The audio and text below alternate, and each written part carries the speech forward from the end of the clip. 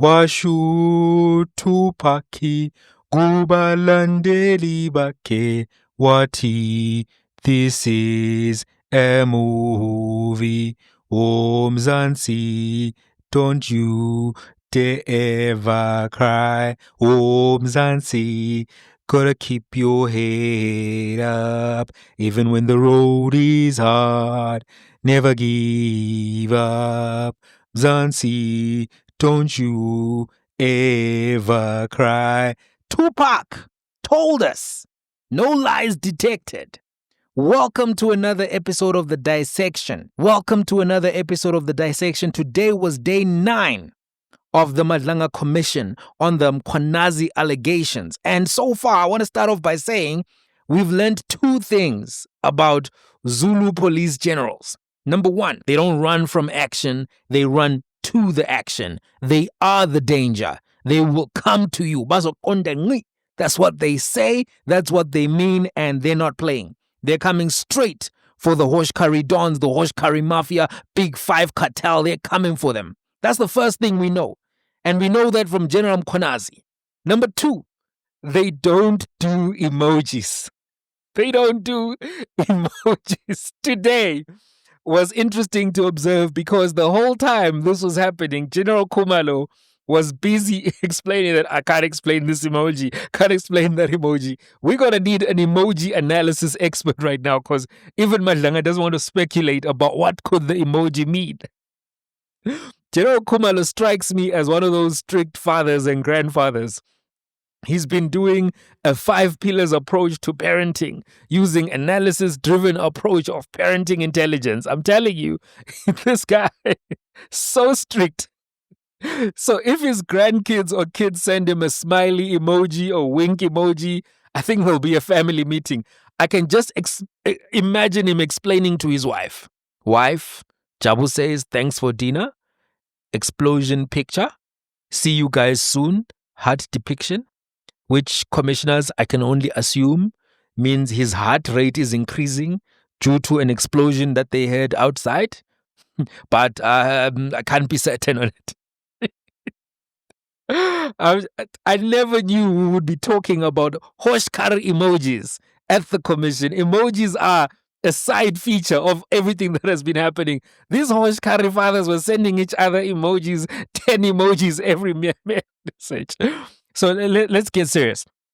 Today we started going through the WhatsApp chats. There are 5 bundles which will be shared with the commission, shared with the public. WhatsApp bundle 1 looks at Matlala and Brown Mogotsi. WhatsApp bundle 2 looks at Matlala and Major General Sinona and his son Tato Sinona. WhatsApp bundle 3 looks at Matlala and Julius Mkhwanazi. That's the shady Mkhwanazi, the one who was giving people blue lights, saying he has got unending relationships with Matlala, etc. Then WhatsApp bundle 6 looks at Matlala and Calvin Rafati. And then WhatsApp bundle 7 looks at Matlala and Suleiman Karim. I think Suleiman also is somebody who's a leader in the ANC in Northwest, has some level of leadership there and seems to have some business arrangements that he's got going on. So overall, there are 3 parts to General Khumalo's testimony at the commission. And we are now basically on part B, which deals with the following: the evidence of infiltration and the influence of organized crime in the criminal justice system, organized crime in the Republic of South Africa, evidence of infiltration in the criminal justice system. Look, before we go on, guys, thank you so much for all of the people who've been subscribing. Really appreciate it. We crossed 100,000. We are now in the 100,000 club. We're waiting for plaques and whatnot from YouTube. So that's been a great moment. But some of you still haven't subscribed. That's Hosh Curry behavior. And I don't think it's deliberate. I know you love the content, you enjoy the content. Just check, because you've been watching the videos and maybe you haven't noticed that you haven't subscribed. Especially if you're watching on a TV, you may not even notice that you're not subscribed. So just press that button. It's free 99 all year till December. So let's push up those numbers. Let's start aiming for new targets. Let's cross 110,000 and see what we can do once we pass the 110,000 mark. So that's out of the way. Press that button. Remember, if you don't subscribe, that's Hosh Curry behavior in and of itself. So we spent the whole day getting perspective today in the messages between Brown Mogotsi and Vusi Matlala. As for the question of whether evidence exists, I think those who are typing, where is the evidence? The fishers of evidence, you know? There used to be this song, I will make you fishers of man. There were people fishing for evidence. Where is the evidence?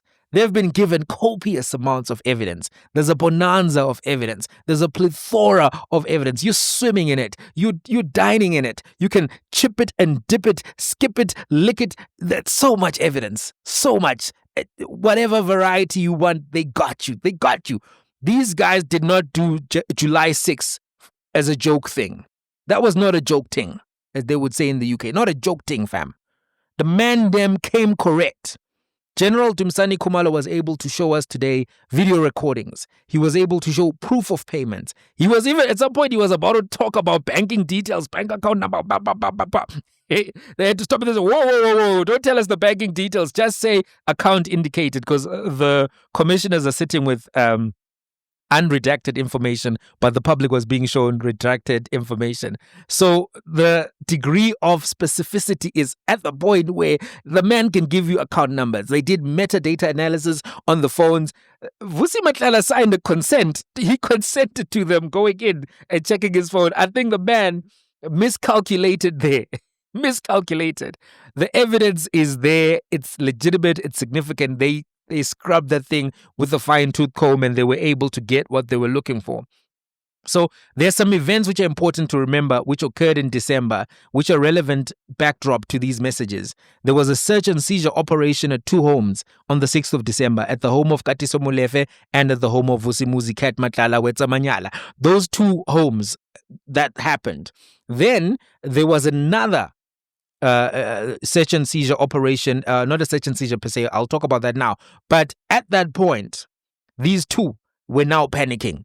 Hosh panic was at an all-time high. Hosh blood pressure was such that these guys were looking at each other saying, Chief, stroke can come anytime here. Right? So, and these guys, we know that they have been identified as part of the Hosh Curry cartel, the Big 5 cartel. Katiso Molefe is under arrest right now. We know that Vusi Matlala is under arrest right now. So, that's what happened on the 6th. On the 18th and 19th of December, the premises of the CAT VIP protection were accosted by the GCI Ops team. They went there to do a Firearms Control Act inspection. And they took all of the weapons on the premises, did ballistic analysis, etc. Vusi Matlala only got them back weeks later, I think 4 weeks later. The man was panicking. He was trying to get the weapons back, but at some point he decided not to go through with the court litigation to try to get those weapons back. I think he realized that it was gonna be a disaster. On the 24th of December, there was a meeting about the tender that he had got from the cops. The tender that had been won by his company, registered under his wife, and then he stepped aside, etc., etc. This was something which would have become information he was aware of. So he was feeling the heat, and you could tell from the conversations that he was having with Brown Mogotsi that no, things are hot. 3 visits from the GCI Ops, and his largest known tender is melting away like a deflating BBL, floating away, into the sky. Helium-filled BBL. Hey, the Turkish delights were now bitter for him. So from the text messages, you can see around about that time, long discussion about payments for accommodation for ANC people for the January 8 celebrations, because Brown Mogotsi, he was interested in making sure his people are taken care of. And he was telling this guy, I'm going to deal with your thing. I'm going to fix your thing. Don't stress. Pay 25% deposit. When are you going to pay? When are you going to pay? No, Chief, you said the place is going to be open tomorrow. You haven't paid. No, I'm aware. Look, my phone screen is freezing. My banking app. Yo, Matlala, also the manga. Matlala at some point was like, no, look at my banking app, it's frozen, it's just blue. Oh, I've never heard of that. I don't know what they're talking about. These guys in the nightclubs, you're telling each other that the banking apps are frozen. Anyway, but he's dealing with these people, he knows them. So at some point he does make that payment, the 25%, that gets verified. right? We saw this discussion about the problems he was having, all of that. In those messages, it was clear that Brown Mogotsi was in communication with the police minister. He was in communication with the chief of staff of the police minister. He was also in communication with other ANC people who were the ones that he was going to sort out accommodation for. He had all of their details, etc. He was clearly in possession of various amounts of police information. He was able to talk about IPID things and check various people's details, which he should not have been able to do. And there's some aspects of the conversations, and there's a lot, 6 hours of these conversations that were discussed. Some things I want to just highlight for your, what is it? Let's say to whet your appetite, for you to see what they were talking about. So after the police operations at his places of residence and business, Vusi Matlala was trying to use his connections to get IPID to charge those cops with assault. And he was talking about this with Brown Mogotsi. Right? And at some point he was like, no, I spoke to my wife, but she's unwilling to open this assault case. The Hosh Karimaima did not want to help him with that. She was not about to damage any part of her BBL. And you've seen that lady's everything, right?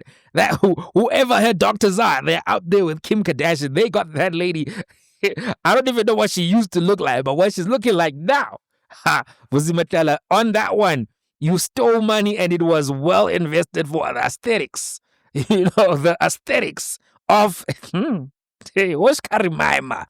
Hey, yellow bones with yellow thighs. That's what they like, these guys, these Hosh dons. So she was like, nah, chief, look at me. Look at me. All of this BBL investment, you want me to open an assault case? Who's going to give me this assault that I'm not going to open the case?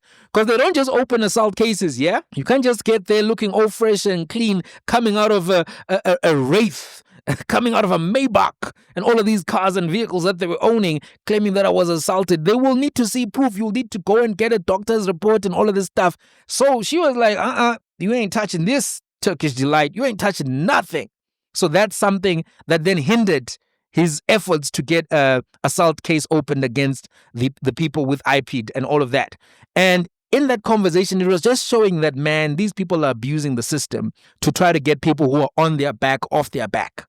Which is why some of the revelations about the case that was opened and the top secret documents that ended up with the Member of Parliament, Fadil Adams, were quite alarming. And this is another indication of the type of strategies that these guys were considering. And if they were even talking about, no, IP strategy can be done, but it needs someone brave and all of that, that was to me very worrying, alarming. It didn't end up successful, but the fact that they were having a conversation about it, for me, is something that's a major red flag. Now, Brown Mogotsi at some point was telling Vusi Matlala that he has organized a meeting with the minister and Sibia. I just thought, okay, that's a confirmation of something.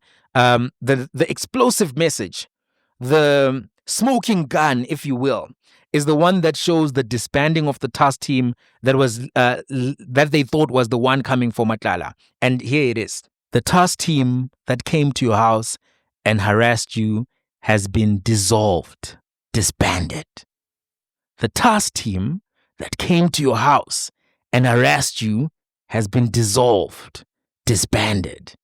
The task team that came to your house and harassed you has been dissolved, disbanded. That's the smoking gun for me, because this message was sent after the circular was sent about the task team, and we now know the things that were happening in December, the pressure that was going on. Then a few days later, the message from Matlala that 111,000 rands had been paid. And this was on top of the 36,000 rands, which had been sent to the travel agency nominated by Brown Mogotsi. And then we got confirmation that once the money was sent to this travel thing, it was then sent to Brown Mogotsi from the travel company. And this was confirmed by the person who was leading the testimony. Right? So already we have something that is now, for me, a smoking gun. Smoking gun. Proof of payments are being shown to the commission. This is not trivial. I think it shows that there is a nexus between the investigations, the interruption of the investigations by the dissolution of this task team, or the attempted interruption of the investigation. It looks like the way this was working was that the Minister of Police would communicate a financial need to his chief of staff, and then he would then communicate with Mogotsi, who would then go and collect the monies. Now Mogotsi then I think realizes at some point that no, this guy doesn't know which messages are from the minister, which ones are from Brown Mogotsi. Because Brown was now fundraising through this guy. Anyway, another big message. On the 2nd of February, Brown Mogotsi sent a message to Matlala saying they are bringing all of the dockets to Sibiya. Oh. You see? So I think the dots are connecting, as the wise man once said when he said, connect the dots. And there are conversations in May about the cancellation of the tender. I think at some point when Mr. Mchunu could see that the block is hot, he was not interested in keeping that tender going. It was a particular era tender, but it was a reckless tender. How can you give a guy who's had so many brushes with the law a contract to give healthcare to law enforcement? I mean, the guy is fit. Matlala is fit. You can tell he's active on the streets. He's walking into countries, walking in. You know, like they say, this man walked into Eswatini from wherever he was walking. This border jumper.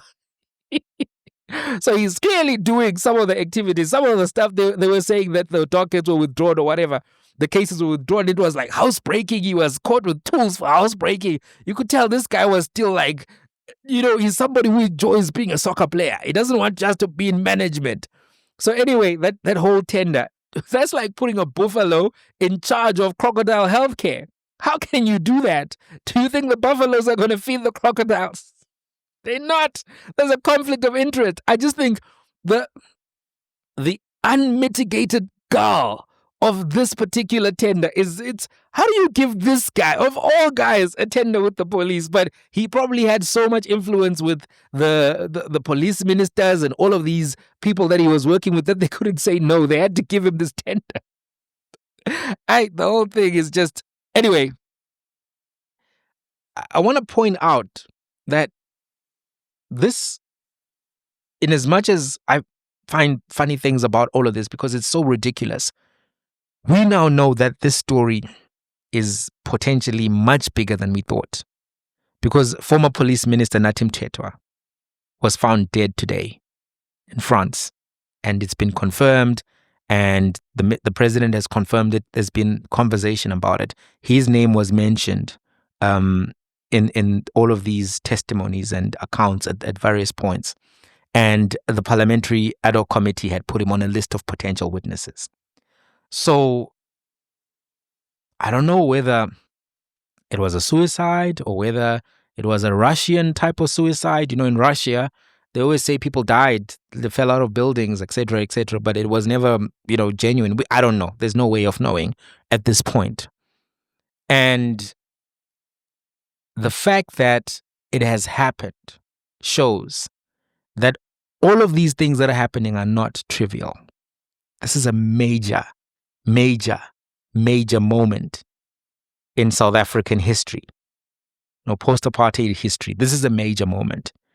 I don't know what's going to come out of this, but the way this is moving, the pace this is moving, the fact that Parliament is still coming at this, it's a lot. And I'm going to try to do a full episode on the Nathi Mthethwa angle, and obviously condolences to his family. They obviously knew a different side of him, and people who know these powerful people, they're real people at the end of the day. They're human beings just like you and I. They have families, they have friends, they're people who have fond memories of them. But the timing of this is such that I don't know if we can eliminate it happening from everything that has happened here. I just wanted to point that out. I just wanted to point that out. I think it's something serious is happening here. And, as the day went on, there were so many messages between these two men. It's worth it to watch for an hour or so, just to get an extensive feel of what was happening here, the types of conversation, right? At some point, Matlala is now threatening that he's going to deal with Mchunu. Because he's like, no, I know that Mchunu is behind the blocking of the tender. And now at that point, that's when he's making all of those threats. And you could see that, it's hot. At another point, even Matlala even saw that, no, man, this guy is taking advantage of me. I know that I'm a killer. I know that I'm a Hosh Caridon. But this guy, He's taking advantage of me, man. He's robbing me. Who's the robber here? Who's the real skebenga here? So at some point, he's like, even now telling this guy, no, man, it's getting too much. You know, because Brown Mogotsi was now turning into Oliver Twist. Huh? Brown Mogotsi. You Oliver Twist, man. You remember the Divine song? You remember that song? I have a confession.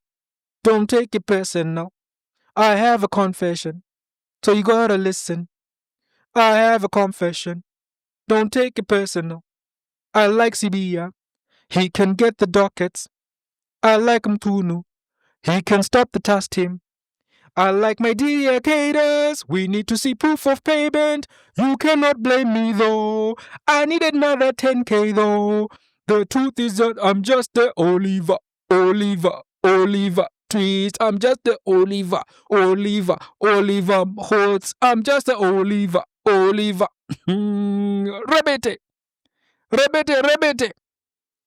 Labata. Hey, Sebede. You got the money. Please give me the money. I need a 10K. Hey, Oliver Twist. Brown Oliver Twist Mogotsi. The things that we are seeing in this commission, the things that we are seeing as the result of 6 July. So much is happening. So much commotion. Hey, let's meet in the comments. Don't forget, subscribe. If you're not subscribed, that's Hoshkari behavior. But let's talk in the comments. Are you following all of this? It's a lot here.